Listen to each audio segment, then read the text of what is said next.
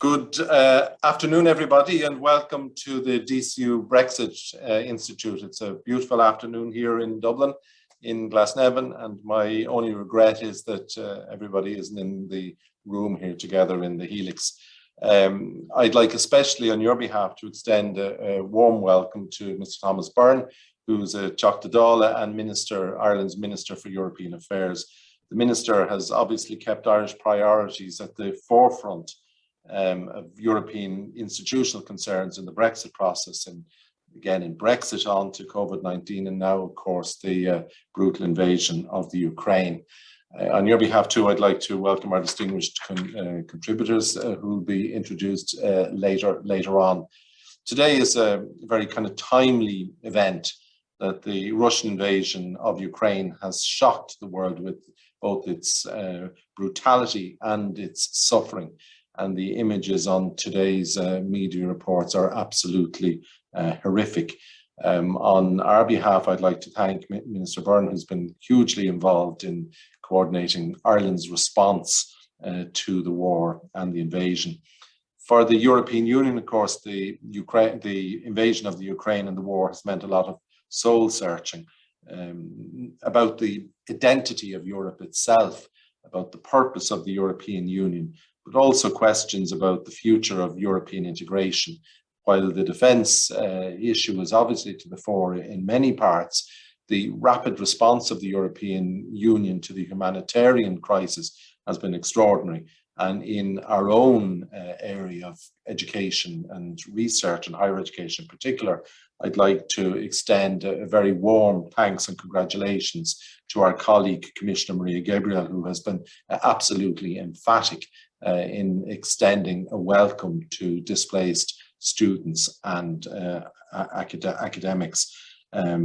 So the point, I suppose, in some ways for discussion this afternoon, that is this an inflection point for the European Union and for the institutions. And of course, the timing of it in the aftermath of Brexit, which many kind of positioned as heralding the demise or the collapse of the Union. Now, at this point, we're looking at, again, an inflection in another direction.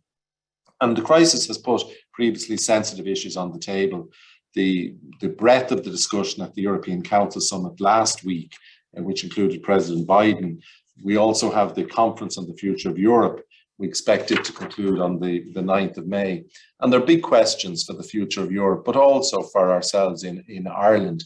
And many sacred cows are up for discussion at the moment. Within the European Union, Ireland has been clear and a strong voice in Europe in response to the unprovoked Russian invasion. Ireland was an early backer of strong sanctions against Russia.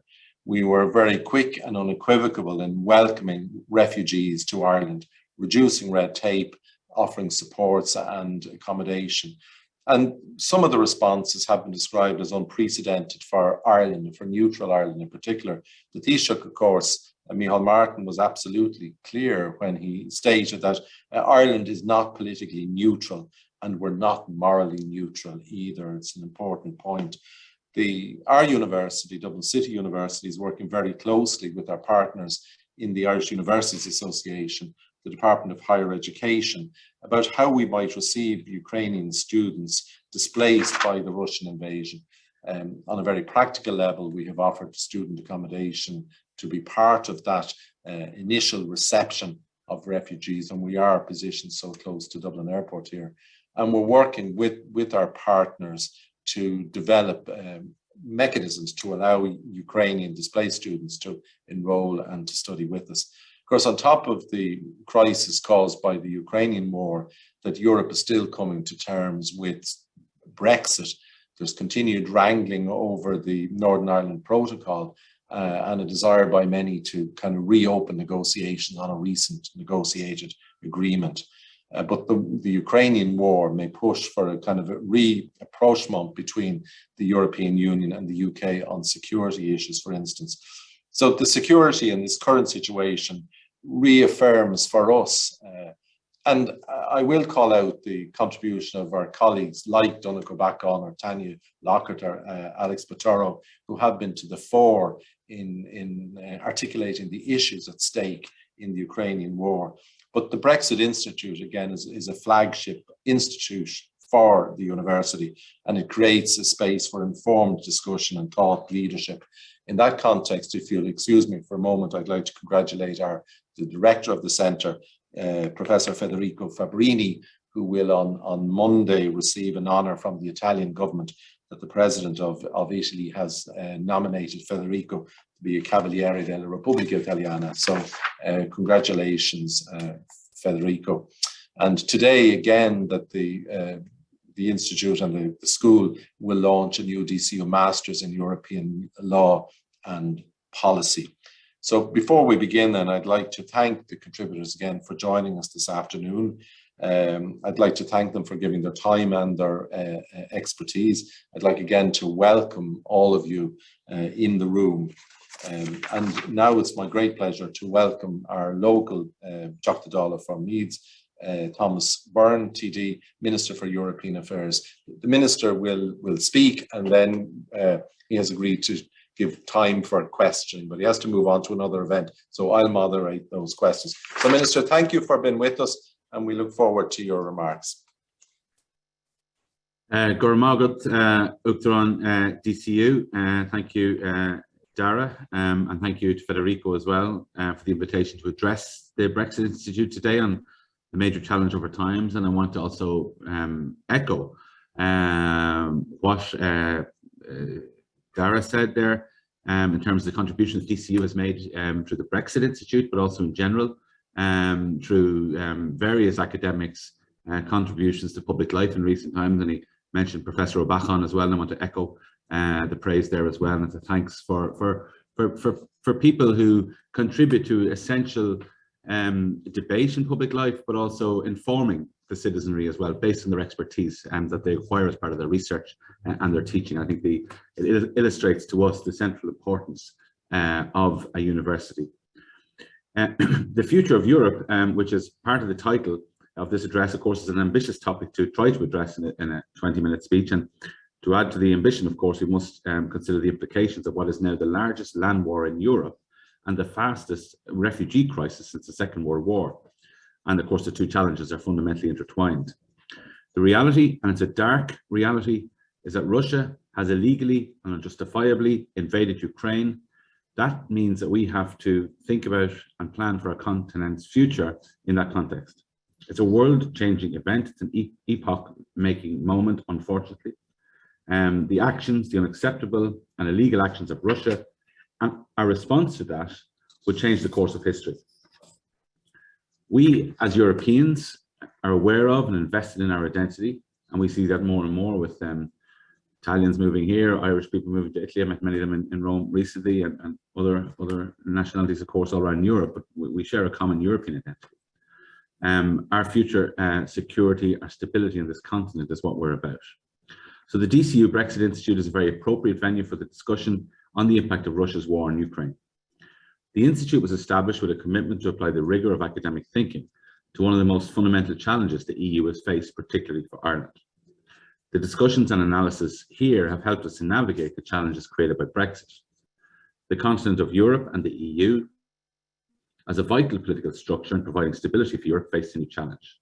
The challenge is one that threatens and has really recalled some of the darkest days of European history. Of course, threatens to bring us to the darkest days. That's the reality in Ukraine at the moment. Since the early hours of 24th of February, Russia has unilaterally, without any provocation, for no reason, with no legal basis whatsoever, subjected its neighbours to shelling, including civilian targets, to murder, to rape, to bombing. It has poured its troops into Ukraine, besieging cities. The scenes from Mariupol in particular filled the world with revulsion. In Mariupol, of course, a maternity hospital was bombed by Russia. That short sentence must live in infamy. In Mariupol, a theatre sheltering hundreds of children and their families was also hit by a Russian aerial strike. Food and clean water in the city is increasingly difficult to secure. The real numbers of casualties in Mariupol will be in multiples of what's already been confirmed. This is a humanitarian catastrophe inflicted by the warmongers in Russia. And it makes me sad because only before Christmas, talking to some of my colleagues, my Greek colleague was telling me about the modern and historic connections of Mariupol to Greece, and how proud they were of that connection and proud they were of the Greek people in particular who live there. And it is then sad, it is so sad and devastating to see, and we're only just seeing it, we haven't experienced it, to see what's actually happened there. So 10 million people, and it's an incredible number, have been forcibly displaced within Ukraine to neighbouring countries, and 4 million have already departed their homeland.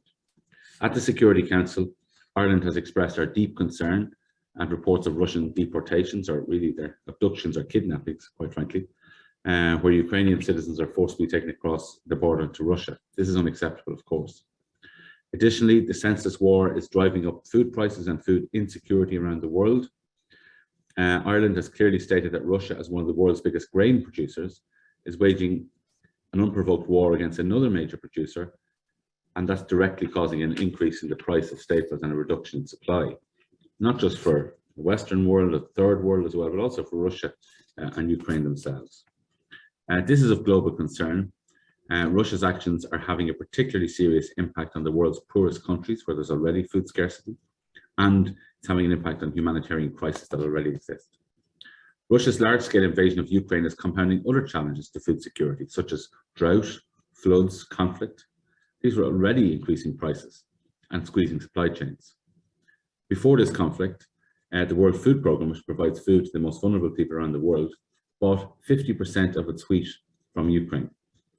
Ukrainian farmers, of course, can't plant, harvest, or export grain. Future harvests appear to be already lost, with longer-term serious consequences for global food security and humanitarian needs. Across government, we know that it is of vital importance that we support Ukraine in a time of need. We cannot look the other way in the face of such outrageous military aggression against our friend Ukraine, a fellow member of the European family. We only opened our embassy, in fact, there last August, and saw it as really the next stage of our relations with Ukraine, which were established 30 years ago, this week, in fact. The government has allocated €20 million in humanitarian aid within the last month, as well as providing medical supplies to Ukraine through the Department of Health. Last week, we launched a new dedicated Ukraine civil society fund of €2 million, specifically to support NGOs who are responding to the crisis. Support has also gone to neighbouring countries with earmarked funding to the UN in Poland and Moldova. More than 13,000, I think it's, refugees have already arrived into Ireland under the Temporary Protection Directive. And there's a cross-government response to facilitate their integration into Irish society. And this is obviously reflective of what society itself is doing. The government is a mirror of that. We know that the Red Cross has already received thousands of pledges from members of the public to accommodate refugees. And this will be needed because no country can be prepared for this. No country has a hidden supply of housing that is simply available there on an own-door basis. It's simply not the reality. We've seen in Poland, for example, where gymnasiums are being used. My Italian colleague tells me church buildings, halls are being used to house people, and what we hope will be on a temporary basis. Ireland, of course, also has contributed in full to the European Peace Facility's €1 billion of military assistance. Our total share is €22 million, which is pro rata our contribution, and that goes towards non-lethal elements. We also provided ready-to-eat meals and body armour to the Ukrainian military. EU foreign ministers also agreed on the 21st of February to provide emergency macro-financial assistance of 1.2 billion because Ukraine was finding it hard to borrow in the international markets. So that's in the form of loans to foster stability in Ukraine, and is already being dispersed. It is providing swift support in a situation of acute crisis to strengthen Ukraine's resilience. In the European Council conclusions last week, the European Union commits itself to ensuring continuous and uninterrupted electricity and gas supplies to Ukraine. And the recent synchronization of Ukrainian and Moldovan electrical grids with the EU's grid is an incredible achievement, and our futures are literally interconnected. The Council conclusions from last week after the summit also stated that the European Union is committed to providing support to the Ukrainian government for its day-to-day immediate needs, and once the onslaught has ceased, which needs to happen as soon as possible, we need to help for a reconstruction of a democratic Ukraine, and the European Union will be developing a Ukraine Solidarity Trust Fund. Ireland has been also at the forefront of calling for the most robust response to Russia's appalling violence in Ukraine, including additional sanctions. We are actively engaged with partners and looking at what further measures can be taken as part of a fifth sanctions package. Ireland, of course, fully supports Ukraine's application for EU membership. EU leaders acted swiftly earlier this month and invited the European Commission to submit its opinion on Ukraine's application to become a member. EU leaders reiterated this invitation at their meeting in Brussels at the end of last week. Ireland has also come together with a grouping of other EU member states who are similarly strongly supportive of Ukraine's application, with a view to providing political and practical assistance as Ukraine develops its European perspective. Ukraine's European Union perspective is a crucial piece in the dynamic of current events. It's a signal of hope that we can give to Ukraine apart from the practical support. We know that the invasion since 24th of February is a dramatic acceleration of Russia's aggression towards Ukraine. But of course, Russia invaded Ukraine in 2014 when it illegally occupied Crimea and fomented agitation in the Donbass. This took place after Ukraine committed to signing the association agreement with the European Union. And there was intense external pressure from Russia. And indeed from political parties, if we're honest, right across the European Union. There's huge opposition to this association agreement. But the Ukrainian people have consistently reiterated their democratic choice to work towards European Union membership. In the intervening period, real progress has been made in Ukraine on reforms, as envisaged in that association agreement. Now, of course, Ukraine is fighting, literally fighting, to defend the values we cherish in the EU against an external aggressor. I've mentioned some of the actions that we've taken. It is clear that supporting Ukraine is vitally important to the future of Europe. Russia's actions in Ukraine have implications for our security. Russia, of course, is our largest neighbour. As the European Union, the relationships between the Russian people and the peoples of the EU countries are an integral part of our history. The people of Russia should not be our enemies. But Ukraine is on the front lines of resisting appalling and illegal military aggression from Russia, and the EU must be to the fore in supporting that. We also discussed last week at the General Affairs Council, and the leaders discussed at the European Council, the impact on the crisis across our European Union. The challenge for infrastructure and public services for states hosting Ukrainian refugees, especially those near Ukraine, was acknowledged, and leaders signalled that EU funding for refugees and hosts should be mobilised rapidly. Leaders also discussed security and defence, energy and economic issues following the invasion. The scale and brutality of the aggression has changed the world, and of course it will have to inform our planning from now on. This work is underway. We're discussing today the future of Europe, and of course I cannot but mention the conference on the future of Europe, which is, I would say, drawing to a close to some extent next month. This has been a really good opportunity for citizens to make their voices heard about the direction of our union. Ireland has got involved in the conference, despite it being quite difficult with COVID in terms of getting people together. We're having a meeting there tonight again in Dublin with young people. People want to be more involved in the way decisions and policies are shaped at European level. Of course, not just at election time when European issues do come to the fore, but I think we're seeing now that European issues are bread and butter day-to-day issues. The cost of natural gas, the cost of electricity. The only real solutions to these are the common actions and policies that we're developing together at a European level. So we are in a period of reflection of where we're going as a European Union. And of course, we are in a society where we can give out of the government, we can vote for who we like, we can say what we like, and that's not the same for Russia in particular. So far in the conference on the future of Europe, pan-European citizens panels, one of which is held in Dublin, has returned 200, they've returned about 200 recommendations as part of the process. We're now going through the recommendations to see how they are presented for Europe Day. And from our point of view, it has to be the voice of the citizens, not the interpreted voice of the citizens. Democracy, of course, is a value system, and it's a practical method of governance as well. It's an ideal, it's something we must defend. It is the source of our strength. It's difficult at times, it's complicated, it doesn't always work out the way we want it to. Politicians make mistakes, political systems make mistakes, not everything is done correctly, but governments in democratic societies can respond to change, and they can respond to what the public is saying as well. And of course they change at election time too, and they must listen as well to civil society as well, and the academy as well, and the universities are so important as well in having their voice heard, the expertise that they have to contribute into that democratic society. So we want to see change coming in the European Union. We've no fear of it. We'll look at whatever recommendations come out of the conference, the future of Europe. But I think we've seen for the last few years, particularly since Brexit, that there seems to be one major event, one crisis after another, but we've seen that the response to that crisis has been very much grounded on a European level, where we all feel that we can do better together rather than working separately. We've seen that with Brexit, where the unity of the EU has been so strong. We've seen it with the vaccine program. We've seen it with the economic recovery plan, and we're now seeing it with the response to Ukraine as well. We act better together.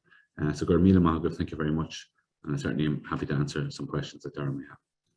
Thank you very much for that, Minister. It's very broad ranging in positioning Ireland in terms of our philosophy of Europe, our response to the crisis, and a piece at the end about the absence of fear. So the Minister has a few minutes if people have any comments or observations from the floor. A question there from Adriano Greco. Can you ask your question, please, Adriano? Okay, my question is the following. Will the EU offer alternatives for democratic countries outside Europe, which depend on Russian and Ukrainian imports in order to feed the hungry? That's my question. Yeah, look, I think, look, I mean, this is coming on everybody all of a sudden. I think that there'll be huge work done at international level, including from the EU, to try and look after the developing world in particular, through our international development programs. We will be doing that. I hope that it'll be led at the UN level. But clearly these were unprecedented times, and we haven't had to think about these issues really since the Second World War. But I think what's important to remember as well is one of the reasons that the European Union was founded, or certainly one of the reasons for the Common Agricultural Policy, is that memory of food shortages during and after the Second World War. We want to ensure that food was on the table. So it's a fundamental issue of what we are as a European Union that we haven't really had to think about properly over the last decades, and now we have to think about it as well. We have to think about it for ourselves, but you're right as well. I think we all have to work together to make sure the world doesn't go hungry, or the developing world doesn't go hungry in particular. Thank you, Minister. There's another question there from Leia. What is the legal framework applicable in the situation taking place in Ukraine, since the Ukraine isn't part of either NATO or the European Union? What legal ramifications are possible for Russia, if any? Yeah, you asked, that's pretty much my question. What legal ramifications are there for Russia's invasion of Ukraine? Because obviously, like, neither one is part of NATO or the EU. So I'm just wondering what legal landscape, what this looks like from any type of legal perspective, as far as, I know that sanctions are taking place, but they've obviously violated broader law, international laws, but I'm not sure if Russia necessarily respects international law. So I'm just wondering, yeah, what's the legal framework here? So Leia, you're from UCC, is that right, Jet? Yeah, well, the legal framework is obviously very, very complicated because you need people to submit to it, but obviously complaints have been made to the International Criminal Court, and indeed we've today, I think, announced, Mr. Coveney, as he announced some funding for that as well. A number of participating states have got involved there. The actions that we can take really are limited to our economic might, and that is where the sanctions come in. That is our response. We've difficulties, obviously. I mean, the OSCE is an organization that should be to the fore of preventing conflict within Eurasia, I suppose you'd call it. It's where East meets West, I suppose. And again, because Russia is one of the major players in the OSCE, I suppose finds it difficult to get involved, and really impossible. The same with the United Nations. The Russian veto at the Security Council is certainly a difficulty, to say the very least. So the legal framework is very complex. I think our focus at the moment is simply to smash the Russian economy as best we can, because that's the only way that they will stop. This has to end. They cannot do this, and know that they and anybody involved in this who has committed war crimes, which appears to me to be quite a few people on the Russian side, they will be got. They might think they won't be, but they will be. And if we can somehow get the information out to the Russian people as to what exactly is going on, they may take a different view. Okay, have we one last question? I know the Minister has to move. There's one there from Richard, please. one of the few silver linings is that the sanctions might precipitate a green move away from fossil fuels, but that's particularly difficult for Germany and one or two other EU member states. So we take that as a comment.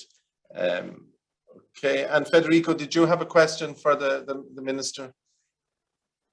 I might take the opportunity, if there's no one else raising his or her hand, and I hope I'm not abusing the expertise of Minister Byrne, but I suppose something that was of much interest to me, as you will know, Thomas, we just launched at DCU, at the Brexit Institute, a Centre of Excellence, a Jean Monnet Centre of Excellence called Rebuild, that looks at the Next Generation EU Recovery Fund and this massive plan that the EU has developed in response to the pandemic of issuing common debt to raise resources to support countries in rebuilding their economy and gaining resilience after COVID-19. Do you think something similar could be possible now in the face of the war in Ukraine? A similar funding instrument to develop, a common energy policy, potentially a common defense policy? Is that a template that, from your own conversations in the General Affairs Council and from your own meetings with other ministers at the European level, is a possibility, or you would rule that out? Thank you. No, I wouldn't rule it out, but I'm not sure that every every member state's ready to go for it straight away. It was almost impossible to imagine before it actually did happen. 2 years ago now, approximately, almost. But a lot of the actions that the European Union has taken in the last month even would have been unimaginable even 2 or 3 months ago. So I certainly wouldn't rule it out. And I think as I said, we've seen that whether the member state is big or small, we've seen that coming together is better, and the financial togetherness and sharing and being done at European level, and financial economic recovery plan is certainly something that we very much support. Issues such as common defence obviously present other challenges to us, but even Ireland taking part of the European Peace Facility, notwithstanding that our pro rata share is going to non-lethal equipment, I mean that was a big step for Ireland as well. But there was no other possible answer other than to say, yes, of course we will take part in this. Judy, can you ask yours then? Thanks. Minister, thank you very much for your very sympathetic presentation. I'm based in Berlin. One very short question. How will Europe change because of the Russian invasion and attack on Ukraine? Well, I hope that we will give the public and governments a better appreciation of what democracy is about and why the Ukrainians are fighting for it.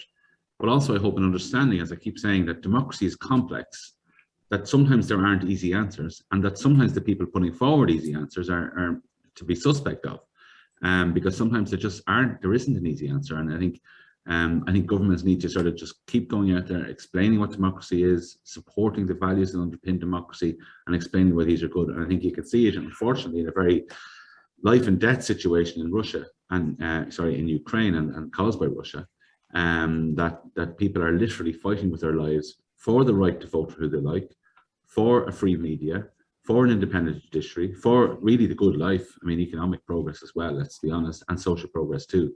And that's what's at stake here. But that is not always straightforward and can be difficult. It can be difficult for the public, and it can be difficult for governments. But we always have that choice. I think that we should value that. And I think I hope that would be something that will come out of this. But look, the most important thing to come out of this is that this war ends and that we rebuild Ukraine. Thank you. I have two short comments. One is from Colin Joyce, who's in Brussels. He's the microphone is having problems.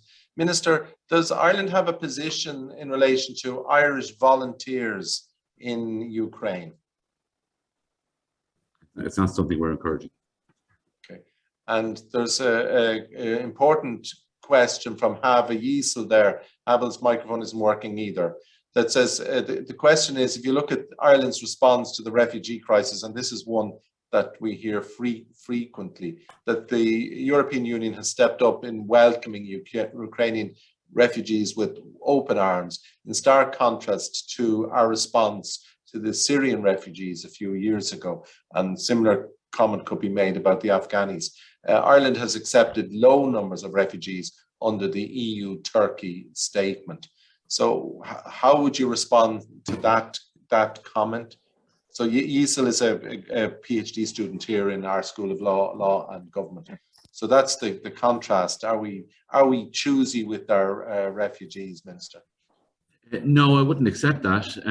I accept there have been difficulties with EU migration policy in recent years. There's no question about that, and the things that have happened that shouldn't have happened. And we haven't been able to get a migration policy together that's been worked on and was proposed by the Commission, but hasn't been agreed yet. What I would say is that Ukraine is literally next door to Poland, to Romania, Hungary, and people have flowed across the border there in huge numbers. So we've instituted this directive, which is in place for about 20 years, the Temporary Protection Directive, to facilitate Ukrainians to live here, to work here. But it's called the Temporary Protection Directive because the idea is that eventually people will want to. I think that's why there's so many in Poland and Moldova, for example. People want to go back. They don't want to leave Ukraine forever. That's my impression. But I'd also say this, like under international law, like anyone who presents themselves in Ireland and seeks international protection is entitled to that. We can't refuse people who arrive here if they fulfill the criteria under the International Protection Act. So that's why we've had many people seeking that protection in recent years. We are one end of the continent as well, so we don't have the people don't obviously come to us first. Talking to my Italian colleagues 2 weeks ago, there's still a huge amount of people coming to Italy in particular from North Africa. I think we really have to be strong on the causes of that migration. Some of it's conflict, of course, in other places. Some of it is climate related. And unfortunately, at the UN Security Council last year, the Irish government was pushing for the Security Council to talk about climate issues in the context of security, seeing that climate is a driver of a lack of security. Russia vetoed it, unfortunately, and migration is one of the results of all those problems as well. So yeah, we do need to adopt a different approach. But in this particular case, I think it's just so big and so unique that we had no option to do what we did. And also, it's we have diverged from Britain in the past on migration issues and on these types of issues. We haven't opted out from Justice and Home Affairs. We don't have to take part in these provisions. We've done that here, which is a significant, and Britain obviously hasn't. And that's, I think it's probably the biggest example of where Irish and British policy on migration has diverged in recent years, other than, of course, they're leaving the European Union. But we don't normally take massively divergent programs because of the common travel area that we both share. Thank you, Minister. I'm very conscious that you need to get on to the affairs of state.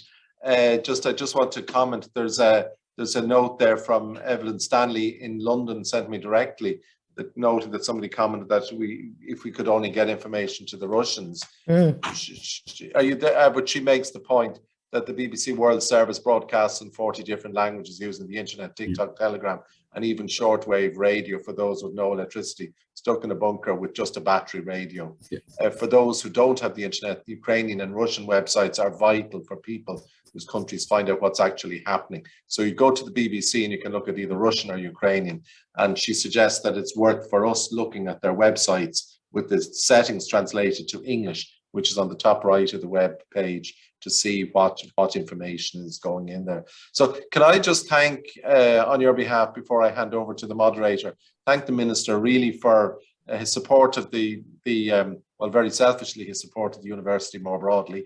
And just to comment that DCU is a university of sanctuary, and we have a series of postgraduate scholarships currently available to people in protection programs here in Ireland. You might have a look at those. But to thank the Minister for his support, to thank him sincerely too for leading us in this crisis and our affairs in Europe more broadly. So thank you very much, Minister, and we wish you well over the. Can I just say, Daire, you said that I have to return to the affairs of state. Well, I personally see having discussions with the universities as a very important part of the affairs of state, and I think in a democracy it has to be. Well, I'm glad I got that out of you, because that's how we see ourselves too. Yeah. Listen, thanks, Thomas. Thanks a million for that. Okay. And I know you believe it too. Thank you. Thank you very much. Thanks, Minister. And it's my great pleasure now to hand over the baton or the mic, like the wedding singer, to Judy Dempsey. And Judy has already kind of asked a question in the last section, but Judy's a senior fellow at Carnegie Europe and editor-in-chief of Strategic Europe. And if you look at her website, even for the last couple of days, the big kind of provocative questions, you know, is Europe prepared to pay up for all its rhetoric? Will it rebuild Europe and so on? So I've no doubt that we're on for a very, very interesting session ahead of us. So Judy, on behalf of the Brexit Institute, I'd like to welcome you to DCU, and we look forward to this next section of this afternoon's discussions. Okay, so thank you. Thank you very much, Daire. This was a super start to which is a very sad and complex discussion. And despite the so-called negotiations going on between Russia and Ukraine, I've got to say from the outset that I'm incredibly pessimistic, because if you want negotiations, you have to negotiate in good faith. And I'm not so sure the Russian side has got into this. I think it was, who mentioned the BBC? I couldn't agree with you more. Shortwave, pour in as much information as possible to Russia. There's been endless studies done on the Russian support for this war, the Russian self-censorship, the Russian fear of standing up, the kind of authoritarian, oppressive structures that Putin has put in place long before, as if he has planned this. Any case, so we have a very impressive, I'm very intimidated by this panel. I don't know where they are. Are they going to put on their little cameras? Oh, they're there. I'm very bad at reading my notes, so I will just have to be quite spontaneous how we're going to deal with this. First of all, it's nice. Sacha, Garben, we don't know each other. Hello. Ken McDonagh, I don't know you either. Hello. Anand, we've been back and forth over a couple of years, I think. Federico, I don't know at all. I'm only joking. Federico, we go back a long time. And it's very nice to have the four of you here. I think we should kick off really with the whole idea of Ireland's role actually on this. I think this is quite important on the security and defence policy. And Ken, if I can come in with you quickly, just one thing, house rules. We keep the comments very short, very, very short. The questions will be very short so that we can have maximum participation later. This is such an important event. There are so many people that have many questions and probing questions and emotional questions and historical questions. So I would be grateful if you could keep your comments short. Ken, we have this, you know, the European Security Defence Cooperation, the CFST, all these acronyms. And all of a sudden, as the Minister said, Ireland is coughing up to this special fund, defence fund. I'm not going to ask you about neutrality at the moment, but is this going to affect Ireland's strategic and defence outlook? I think in the medium to long term, yes, it will. I think it'll force a reassessment of what our strategic and defence outlook. Our contribution to the EPF, we're walking a fine line of saying we're contributing, but we're not contributing lethal military aid. That's fallen on deaf ears as far as the Russians are concerned. They see it as a strategic opposition and see us very much within the European camp. And as the Minister said, we're not politically neutral. So, you know, inevitably we found ourselves on one side of a conflict, on the right side, I believe. And we need to face up to what some of the consequences of that are in terms of our own defence and strategic orientation. Let me follow you up on this, but what's the logical sequence of this development which Ireland is going through at the moment? I mean, there's a debate on neutrality out there. I mean, I find it impressive what Ireland is doing, and being able to combine support for the refugees on the one hand and absolute solidarity with the EU on security issues on the other hand. Is there a logical progression to be considered out of this, or we just leave this for another day? I think the grand strategic question has to be left for another day because we have more immediate issues to address. So yes, we have contributed to the EPF. We've given bilateral aid to the Ukrainians in terms of armor and ready-made meals. Yeah. We have a bit of a stockpile of anti-tank munitions sitting out in the Curragh, and there should be some consideration if they're requested by Ukraine, should we send them? We're not joining an alliance in doing that, but we are taking a stand in support of international law. And on the other side of that, on the home front, for want of a better term, we've just had a report on the state of our own defences. And we need to think seriously, given, I mean, I share some of your pessimism, Judy, about how serious Russia are about peace. And therefore, there's the possibility of escalation. And how well prepared are we to deal with an escalation? And unfortunately, we're not terribly well prepared at all. Thanks, Ken. Sacha, can I go to you, since you're a legal expert and involved also with the Amsterdam Court of Appeal, but a very factual question. Ukraine has a right to defend itself. Should we defend it? Wow, you don't beat around the bush, do you, Judy? No, no. So I'm an EU lawyer. I'm not an international lawyer. Also, I'm not an external relations expert. So I had prepared a bit to speak on a different part of this. But to answer your question, my understanding is not only that the Ukraine has absolutely the right under international law to defend itself, and that what Russia did is squarely contrary to international law. That in principle, also other countries have a right to assist the Ukraine in its self-defense. That the fact that we would have a right to do so, either as my own country, the Netherlands, or together, in a joint operation, does not then tell us anything about the normative part of your question, which is, should we do so? Which is not and will ever not be a legal question, which is a political question, and an incredibly difficult one at that. There is, of course, something that is playing into this, which again I'm not an expert on, but which I feel is not wasn't mentioned very explicitly yet in the discussions, but which is like the elephant in the room, which is the nuclear dimension to all of this. And I'm not so sure if Europe's response and the world's response would have been the same. I think it would have been much more adamant and much more forceful if there wasn't a red button there, with Putin. So that's again, that's not illegal. That doesn't change any legal appreciation of this, but it does change, legitimately change stakes for everyone.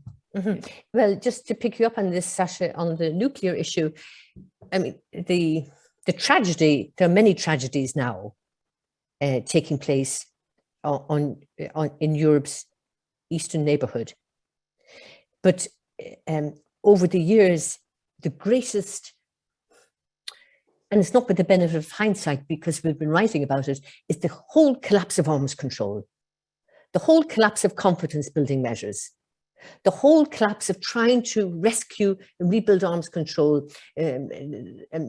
During the Bush administration, arms control was scrapped, and then Putin scrapped them. Then back and forth and back and forth. I mean, non-proliferation regime is fast collapsing. So we have to consider this. But I wonder would things have been different had we had some confidence building measures. But the idea of trust is going to be so difficult to rebuild. But thank you for this. Anand, we go back quite some time. What is this war about?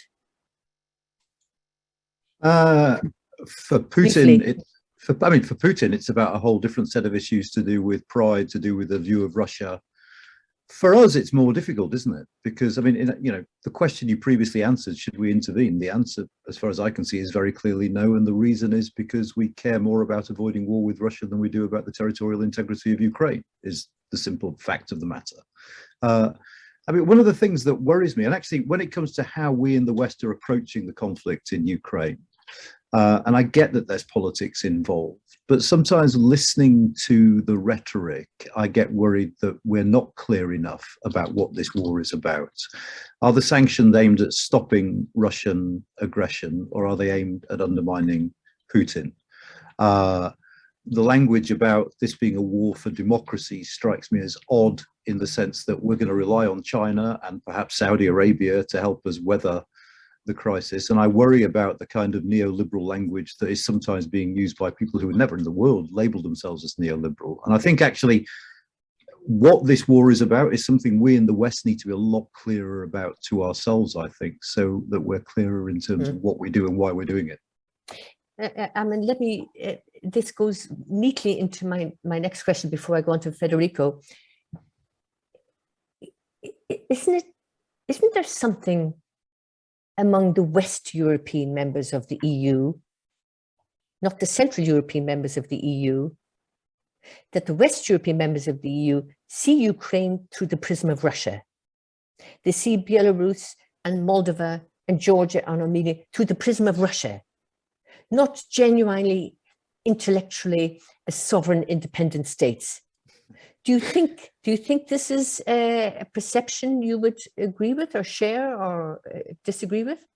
Well, I mean, the first thing I'd say is Western Europe is a big place, and there are some states in Western Europe who I think barely think about Ukraine or Belarus or indeed Russia. I mean, I don't think the Portuguese trouble themselves that much with this sort of thinking. But yeah, there has obviously been a strain of thought in some countries for a variety of reasons, whether it's a sort of strategic desire to build bridges with Russia. You go back to de Gaulle and, you know, Europe from the Atlantic to the Urals.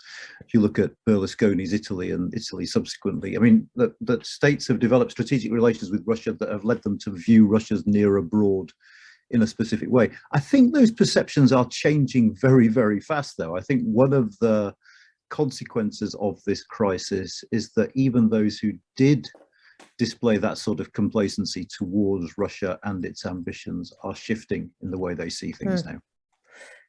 Well, let's see what Federico thinks about this. Federico, you know what I'm going to ask you about. It's actually Germany. Despite Chancellor Olaf Scholz's so-called Zeitenwende, you know, the turn of times,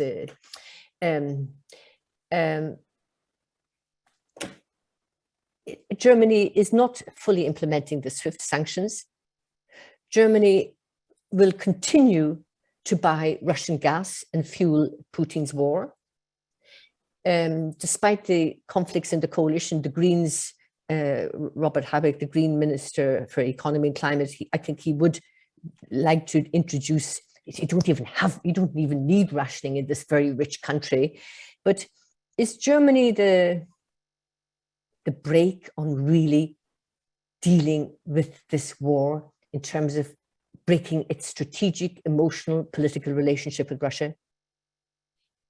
Well, thanks, Judy. That's a very difficult question. I was scared to death as you were speaking that something very difficult would come on my desk, and it has. So I'm not sure if I can really answer it, but I think there's 2 points that are worth saying here. Number one is that this war is a wake-up call for Germany and for the rest of Europe, because it forces us to go beyond the end of history, to cite Fukuyama. I think for a lot of countries, of which I think Germany is the prime example, but you could list also my home state, Italy, and several others in the EU, we had got addicted to the peace dividend of European integration. We had forgotten that wars could take place, including in our continent. Therefore, we had essentially developed relations with our partners, including Russia, that turned out to be dependencies from energy to other issues, on the assumption that, you know, exactly as we built our common market and all was grand, we would build international relations without having a foreign policy and simply by buying and selling goods.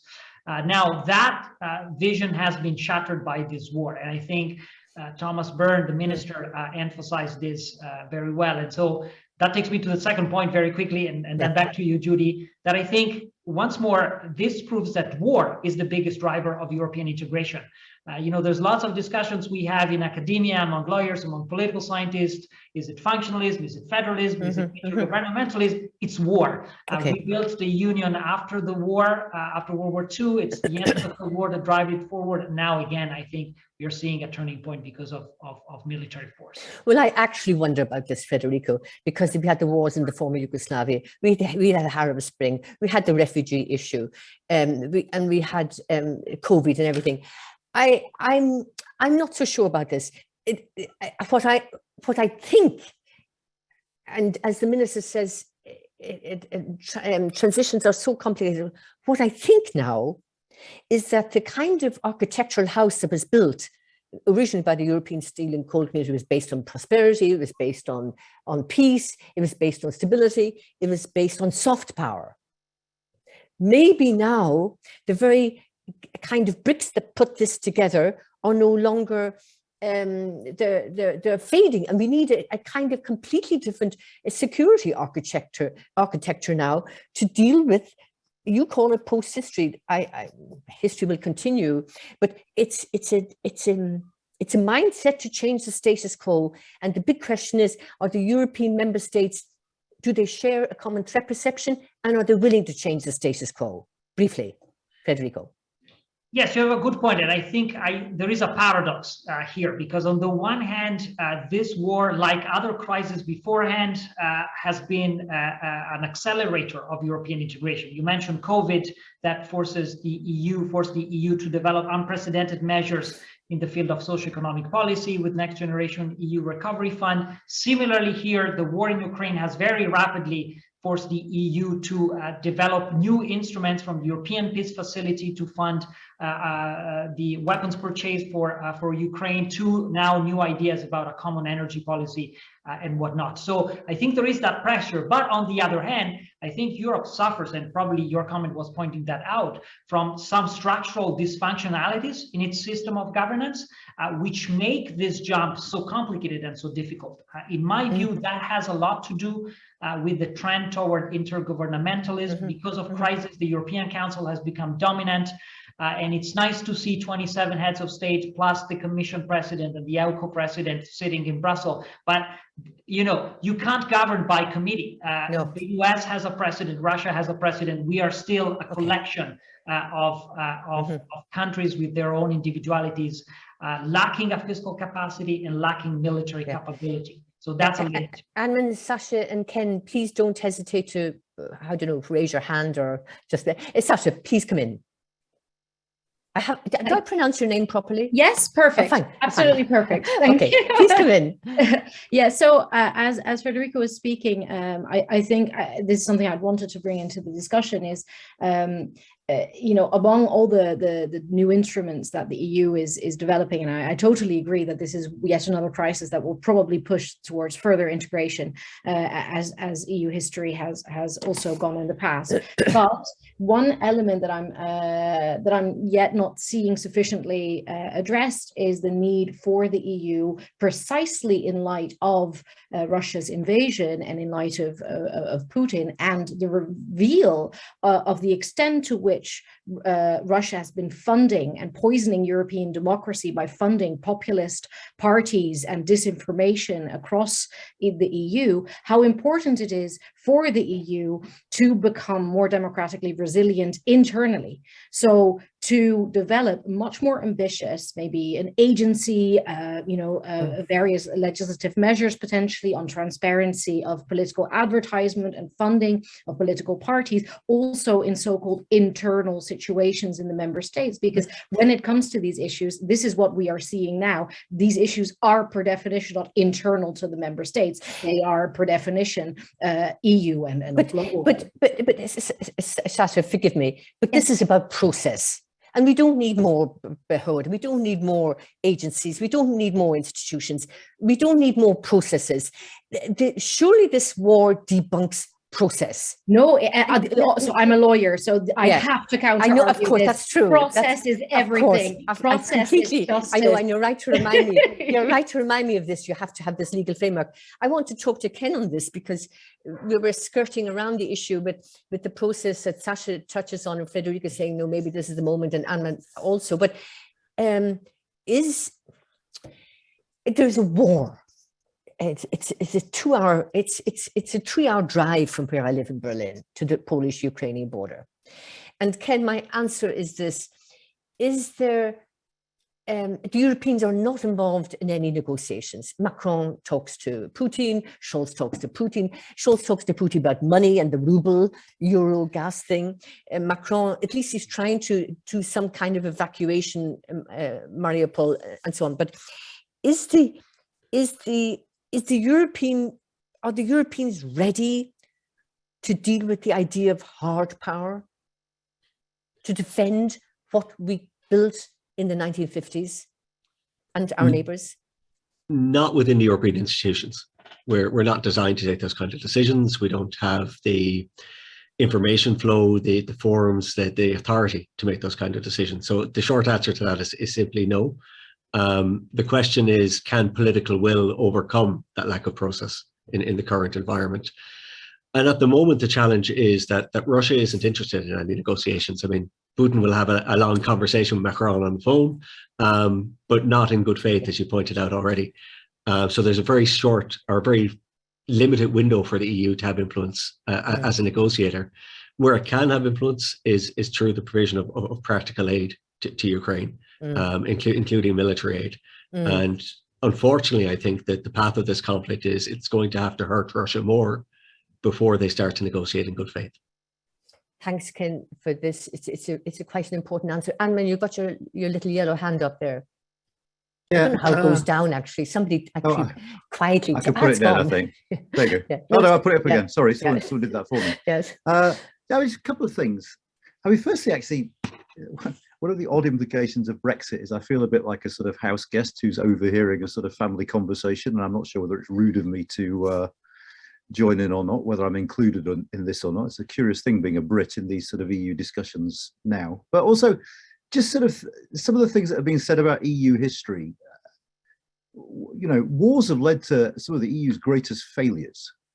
It's not always the case that war leads to, I mean, you know, the origins of integration lie in the failure of the defence community. You and I, Judy, are old enough to remember people talking about the hour of Europe and the Yugoslav conflict.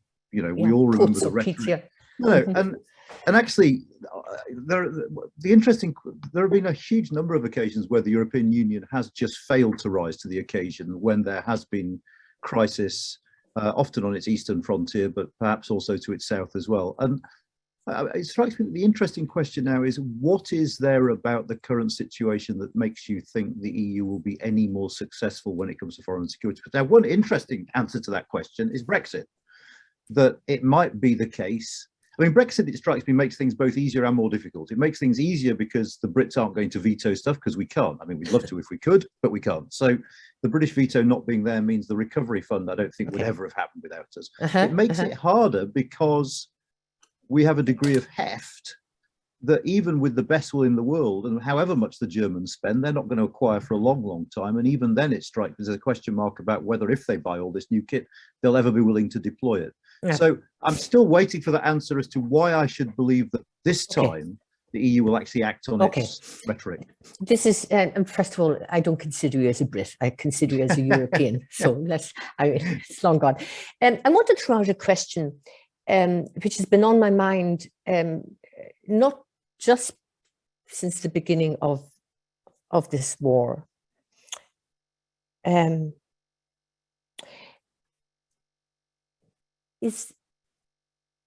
Hasn't this Russian invasion of Ukraine again thrown up the deep historical and cultural differences between Central Europe and the Baltic states on the one hand, and West European countries on the other?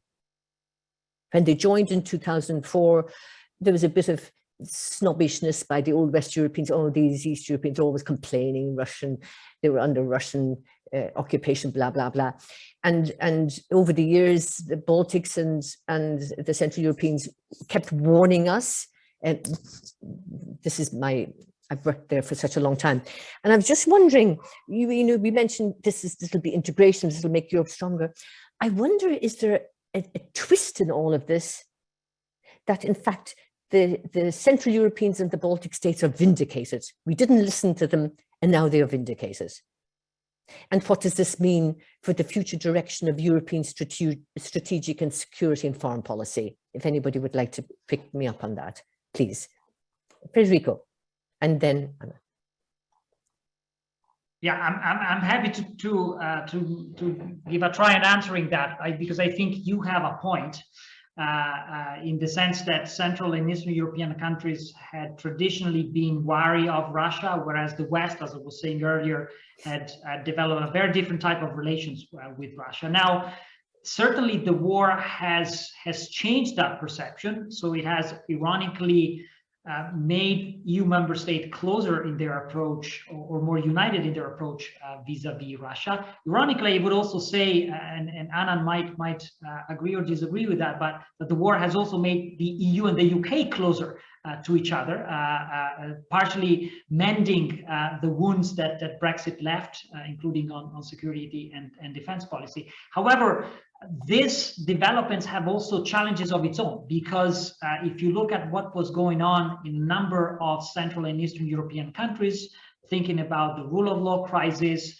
a big challenge to the independence of the judiciary and freedom of the press in places like Poland and Hungary, then their sort of new role now within the EU is creating some controversial issues, I would say. I think the Commission, for example, has been remarkably silent over the last few weeks on the state of the rule of law in a frontline country like Poland, which is taking in lots of refugees from Ukraine. We will have to see whether the war has any impact on the election in Hungary this coming Sunday, where Orban is running for a fourth time. And certainly it's interesting there once more how the war has produced some strange effect, because Hungary is more pro-Russian than Poland. And so their link has been weakened somehow. Yeah, thanks, Federico, for this. Sacha, being Dutch and into rule of law issues as well. I mean, first of all, I do not believe that you can put the values and democracy and the rule of law and independent judiciary and transparency, just put it down, put it in the back burner while there's a refugee issue. You cannot mix both. There's one issue here and there's another issue there, and the rule of law has to be dealt with. Not only that, the Ukrainians are fighting for the rule of law. And they have been doing this so much, and Zelensky really started getting his act together over the past year, particularly with pressure from the Europeans in the IMF and other institutions. And for now to actually brush aside the rule of law, the fundamentals of our values, it would be an enormous betrayal of what we stand for. And the Poles shouldn't use the refugee crisis for this. We're getting into something very fundamental here of combining strategy with the rule of law. And when you had your hand up, are we still in a position to actually defend the rule of law given what's happening in Central Europe? Do you want to go first, Sacha? Oh, Sacha. Yeah, so I don't know, was it addressed to me first? Yes, Sacha, okay. That we cannot. I agree. Yes. So I was going to say that. I fully agree. So now that I have said that, or you said that, I've agreed with it, I'll disagree with it a little bit. Yes. Just to make it more interesting. So at the same time, the fact that the current situation has allowed the Polish government and the Hungarian government to show themselves from a different side, suddenly being the good guys, taking in a lot of refugees, potentially also allows us, and I said to you before, I actually disagree with this, but I'm still going to say it, allows us an alternative strategy to the one that the EU was on before, which was at some point a bit of an escalation strategy with the rule of law mechanism, conditionality mechanism, being approved by the court just a few days before the invasion of Ukraine, and everybody waiting for the Commission to indeed start freezing funds to Hungary and Poland. That was, of course, a bit of an escalation path. So maybe this allows us to reassess that. Maybe Hungary and Poland, especially Poland, may be more eager to mend some fences, and we can go towards a de-escalation path, which arguably is more effective than just withholding funds from, in the end, what are the people that need them. So I don't know, that's the counter argument that could be made, that I disagree with myself. Ken, I just wanted to pick you up on something you said earlier. In fact, you didn't say it, but I could suggest that it's time to bring it up. Does neutrality matter now? We have this debate taking place in Finland and Sweden. Let's leave aside Austria. I mean, 80% of their energy comes from Russia. The day Austria changes is going to be very interesting, and Germany too, for different reasons. But can you circumvent or get around neutrality when it comes to this terrible war in Ukraine? I think the simple answer to that is neutrality is a fairly nebulous concept. I mean, I think in our own debates, it plays the same kind of role a European army does in Germany. We get to get very principled and have long theoretical arguments and not address any of the concrete security issues. In the current conflict, I don't think, looking at Irish neutrality, there's any constraint on the positions that we've taken or the possibility that we could provide some military aid to Ukraine. You know, under UN Charter, that kind of concept of neutrality doesn't really apply when there's a clear violation of established international law in the UN Charter, I think. For countries like Finland, for Sweden, it's clear that they're reassessing the costs of being neutral as opposed to being aligned. But they're in a very different position to us in that they have credible military defences and capabilities that would both be contribution to NATO, but also would allow them to stand on their own. So I think it's somewhat beside the point in the current conflict. I was wondering, can I ask, I want to throw this out to the audience because actually it's only fair. If anybody has a question, raise your little yellow hand or put it into the chat. I have to organize the chat, but please speak up, raise a question who's directed to. Keep your questions very short, one question per person, and I'd be delighted to field some of your questions because I'm sure there's an awful lot of curiosity out there.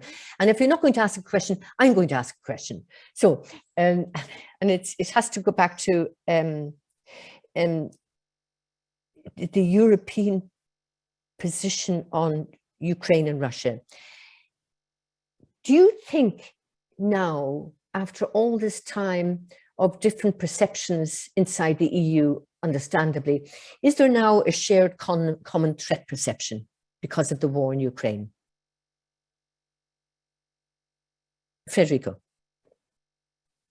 And I then, can take a crack at that by simply answering that one of the outcomes of the European reflections on the war in Ukraine is the new strategic compass that the Foreign Affairs Council approved at the proposal of the High Representative just a couple of weeks ago. And I want to draw everyone's attention to a wonderful comment that my colleague Ken wrote on the Brexit Institute about the strategic compass a few weeks back.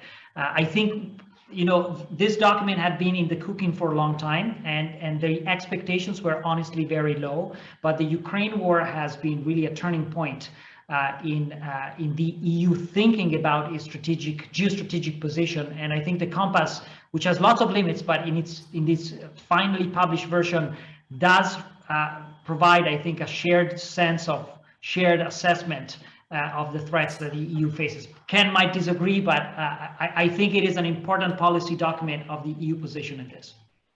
Ken. Yeah, I think I won't entirely disagree with Federico, but will disagree a little bit. You know, the strategic compass has obviously changed quite substantially over the past month. There's been, you know, late edits done.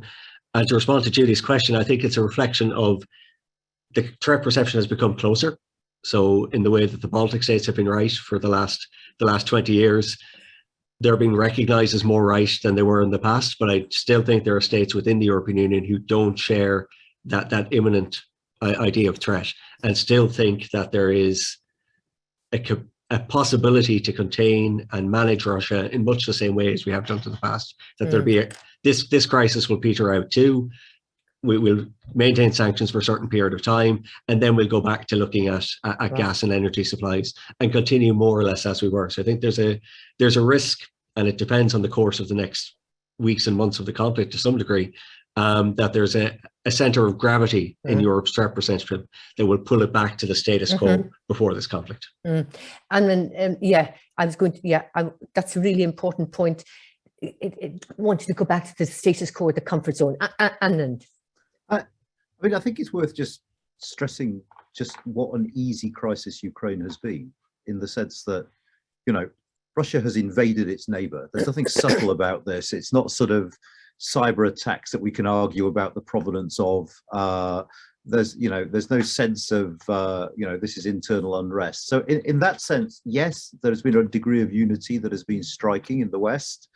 On the other hand, my God, if we couldn't be united over this, then, we couldn't have been united over everything. And the proof of the pudding is this is still the very, very early phases of this crisis. And you've got to wonder whether that unity will hold when countries start arguing about who should be taking refugees, who should be paying refugees, who should be paying for rebuilding Ukraine, who should be carrying the burden when it comes to rearming Europe if that becomes a reality. So I mean, you hear a lot of people drawing bold conclusions about what this means for Europe, and I just don't think we know yet. Thank you.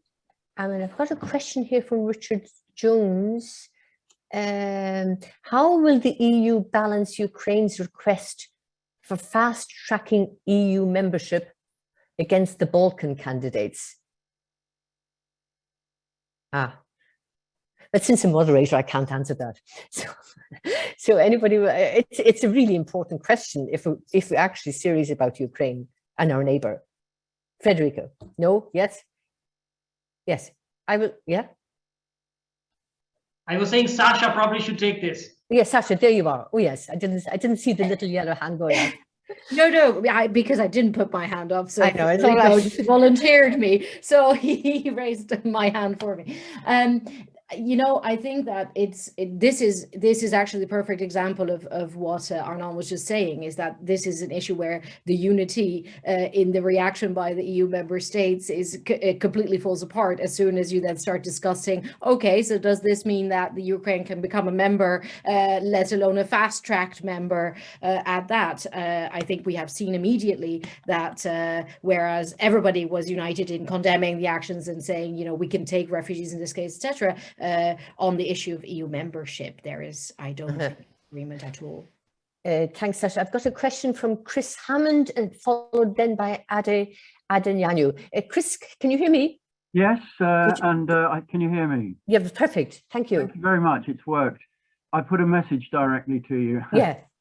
Very long term, say 50 years or more, is the solution that Russia joins the EU.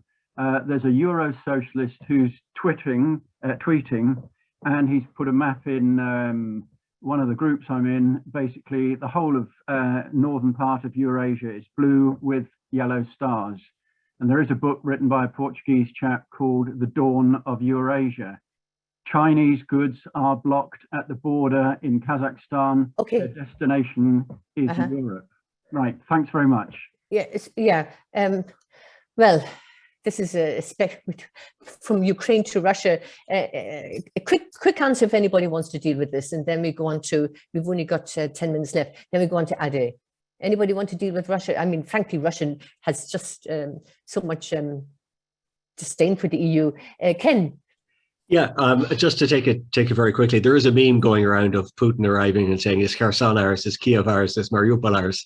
I'll have a beer to celebrate." How much? €5.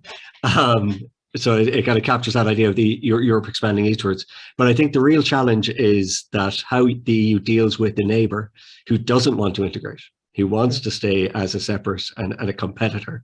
And we haven't figured out, despite our talk of a geopolitical commission and a geopolitical union, how to manage that relationship effectively on our eastern border. I was about to bring this up. I'll bring this up in 1 second. I want to be fair to Adeyanyu. Are we at the stage where NATO should be considering redefining Article 5? We were all suffering from this unprovoked war. It is not only until it reaches our shore. Revisiting Article 5? Anybody? Anand? No, because I just don't think you would get public support for, the question seems to imply an extension of Article 5 to non-member states. I just think politically you wouldn't get support for that. You know, some states would say it should be in the case of Russian intervention. Other states would want to trigger it for, you know, unrest in North Africa. No way. The more interesting question for me is whether the EU is going to take tentative steps towards something more like an Article 5. I mean, you know, we remember the Brussels Treaty with its Article 4. Whether and that would be a very interesting debate, not least because of the different attitudes of member states towards the use of force, but also, of course, the different attitudes of the member states towards nuclear weapons. That's a very good point. But this wasn't in the Lisbon Treaty mutual defense clause? Yeah. Yeah. 42.8. Huh? Yeah. 42.8. Just before we, any more questions? Not yet. I want to ask, since we touched on the Ukraine enlargement, and it's been with me for a long time, and I think Poland was so important, along with Sweden, when Civic Platform was in power, that they did devise a kind of Eastern neighbourhood policy. Does any of the panel think or believe that the EU really didn't think strategically about a coherent Eastern policy with our neighbours in terms of democratization, economy, social, in all ramifications, particularly cultural and historical? Do you think we just said, oh, well, it's out there, and this arc of stability, yes, it's taken some battering, but do you think we seriously neglected to take the Eastern neighbourhood seriously? Ken? Yeah, just to come in on that, I happened to be in Bratislava back in 2013, 2014, at the time of the association agreement. And I think there's a real sense that in that process, in the negotiations with Ukraine, with the potential partners, we were quite engaged, and we listened to them quite carefully and what they wanted. We didn't give them everything they wanted, and that there was some friction in that relationship, but we more or less ignored what Russia was telling us. You know, they weren't hiding their light under a bushel. They were saying quite explicitly they saw this as a geopolitical challenge and would respond in kind throughout 2013 and that process. So I think there was a sense where the EU assumed perhaps that its inherent good intentions would somehow win out at the end of the day, and never readjusted its approach in light of what it was hearing from the outside. Also, if you take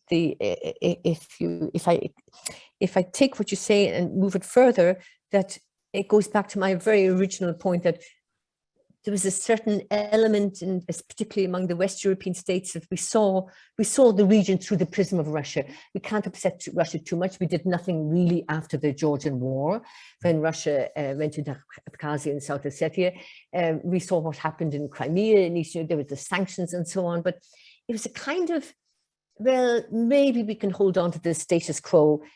And what we did was we were trying to actually, instead of having lands, instead of incorporate, bringing these countries closer, we were actually, in some ways, we were actually encouraging Russia to do what it is doing now. I'm afraid I have to close this, because we have a very nice guest coming up. I'm hopeless of reading these chat things. I have to be, Federico, I have to let you introduce this. This is going to be Christy Petit, yes? Yes. Thanks, Judy. Let me thank you for masterfully chairing this panel. If you allow me to say this, just to wrap this up, and then hand over to my colleague Christy. Oh, there she is. Hello, Christy. Yes. He's on screen, and he's going to conclude our afternoon with a presentation of our Master in European Law. Christy, I just one thing. I want to thank you all. It's very harrowing discussing Ukraine, because it's such a shocking human tragedy happening every minute. But I wanted to thank all of you for being unbelievably concise and helpful and incisive. And when we meet next time, fingers crossed, we might be in better times. Thank you very much, all of you, and thank you for inviting me. Bye-bye. Thank you very much, Judy. Thanks all also for a very, very interesting panel, and despite the sad circumstances. I will move to another topic, which is to present the MELP, the Master in European Law and Policy here at Dempsey University. So I will share my screen as I have a few slides. Here we are. So normally you should see it at the moment. Hello to all. So my name is Christy Ann Petit. I'm an assistant professor in EU law, banking and finance law here at the School of Law and Government of DCU and the Brexit Institute. So I'm happy to present the Masters in European Law and Policy that is offered here. So to start with some of the main features of the Master in European Law and Policy, MELP is an online delivery program for which you will acquire cutting-edge knowledge of EU law, also EU policy, politics, and the political economy. It is the only truly interdisciplinary master available in EU affairs in Ireland, and arguably the only one across Europe with a unique focus on Brexit and the post-pandemic economic and social recovery. The MELP program is based in the DCU School of Law and Government and has several benefits thanks to its ecosystem, notably in terms of access to research and policy activities of the Brexit Institute that I will come back to in a few seconds in the next slide. So here you see some of the partners. The Brexit Institute was founded in 2017 by Professor Federico Fabbrini that you heard in the panel just before. It is the Ireland only and Europe's first center established to explore Brexit and the future of Europe from a research and policy perspective. And it runs several ongoing projects that are highly relevant for EU affairs and policies in direct line with the master program. And namely, there is the Jean Monnet Network Bridge that you see here in the middle. It is a research consortium designed to examine how the EU has responded to the multiple crises that the EU faced in the recent years. So, of course, Brexit, there's also the Euro crisis, migration crisis, the rule of law, and COVID-19, which includes here the universities in Ireland, Denmark, Hungary, and Italy. So this is for Bridge. There is also the newly launched Jean Monnet Center of Excellence, Rebuilt, which stands for Recovery of Europe, Budget of the Union, Integration, Law, and Democracy. And Rebuilt is a project funded by the Erasmus Plus program, which focuses on a new groundbreaking development in the process of European integration, namely the creation of a next generation EU to strive for social and economic recovery in Europe. Moreover, the Institute runs projects that are funded by DFA Communicating Europe Initiative and organizes, as you know, regular workshops, also conferences and debates like today that are involving policymakers, public officials, academics, and civil society members. So the program themes are encompassing and giving you key insights in EU law, institutions and governance, but also public policy analysis with the law and politics of Brexit, but also the Recovery Fund with this new adoption of next generation EU and some focus on banking and finance, migration, climate change, trade, and so on and so forth. And so generally EU affairs, EU current affairs, thanks to a great selection of modules together with the school research and engagement activities. And this brings me to the list of modules that are offered by an international team of academics in the School of Law and Government. And I would like to flag that you can actually deepen your knowledge of key fields while maintaining an interdisciplinary approach all along the year. So you would choose 3 optional modules dealing with specific areas of law and policy. You must choose at least 1 law and 1 policy-based module, while the third can be either a law or a policy module. And here you will find the list. So in the core modules, you'll find EU institutional law, law and politics of Brexit, public policy analysis, research and method in European law and public policy, but also the dissertation. And among the optional modules, you will be able to choose climate change law, EU banking and finance law, EU trade law and policy, policy challenges, public policy evaluation, health policy, housing policy, Irish foreign policy, and also European international human rights law. MELP is actually offered both on a full-time and part-time basis. And here on this frame, you'll find the arrangements per semester. If you apply for the full-time program and over the 2 years, in case you opt for the part-time program. And this flexibility is very adequate for professionals who are looking for key upskilling and professional development. And we've been very happy in the very recent years to have a strong intake from public officials and civil servants working in government ministries, but also public administrations, private organizations in our program. As I was mentioning, there is a specific module which is dealing with the dissertation. So students will complete their dissertation in either law or public policy under the supervision of an expert member of the faculty. In terms of career prospect, there are different possibilities after such a degree.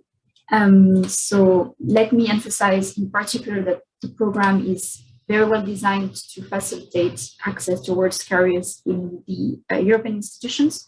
And this is in line with the Irish government strategy to increase Irish representation in the EU's institutions and agencies, which was launched last year by Minister Thomas Byrne, who spoke earlier today as a keynote speaker. So we are conscious, of course, that the government has increased the number of Irish scholarships to the College of Europe, which was well represented today by one of the panelists, so Sacha. However, for those interested in taking a program in Ireland and online, we really believe that MELP is the ideal program for students aspiring to working in EU institutions and international organizations, but also working in national public administrations, or as a legal and policy advisor, providing consistency in business and legal firms, or working in communication and public affairs. As regards the entry requirements, to be considered for admission, applicants must have in principle at minimum a second-class honors undergraduate degree in law or an interdisciplinary degree which includes law as a significant component. Note that below this threshold, applications will be assessed, but they will be assessed on a competitive basis. And as regards the fee, you see here on the slide that there is a distinction between the full-time and the part-time program, as well as between EU and non-EU applicants. So I hope this presentation gave you a good overview of the Master in European Law and Policy at Dublin City University. Both Professor Federico, who is the MELP program chair, and I remain, of course, available for your questions, including via email. So you'll find those emails on this slide and probably also in the chat, just shared it now.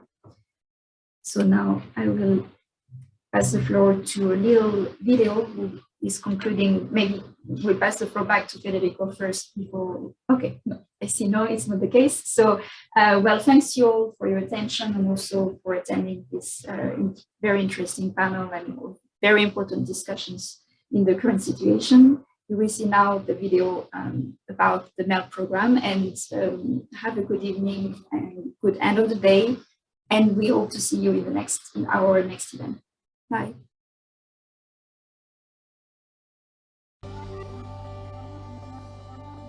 From Brexit to the pandemic recovery plan, the DCU Masters in European Law and Policy will help you gain a comprehensive grounding in both EU law and policy analysis.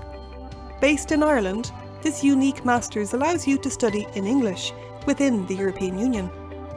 It builds on DCU's prestigious Brexit Institute, giving you access to high-level events with top keynote speakers. Whether you are pursuing a career in EU affairs or seeking advancement with greater knowledge of Europe, this course will help you achieve your goals.